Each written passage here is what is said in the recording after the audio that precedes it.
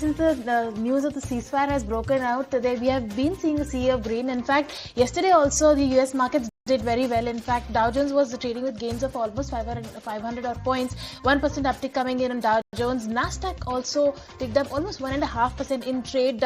S&P 500 also traded up 1%. Now remember, S&P 500 is sitting its all-time highs. It's hovering around its all-time high.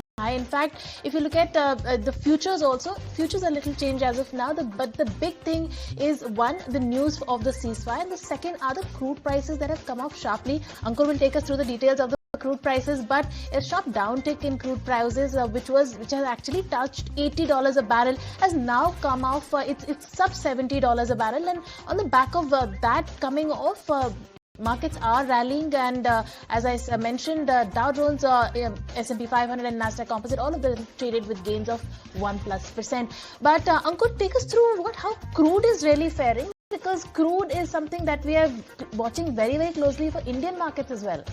Yes, definitely it has an impact on Indian markets, and it is down more than 20% if you talk about highs.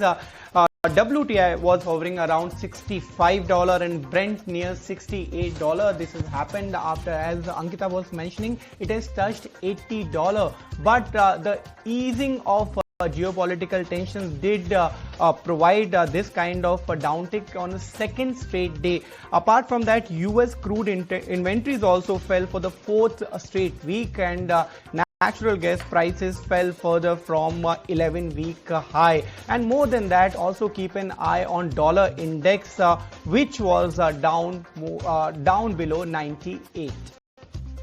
All right, so that's how the crude is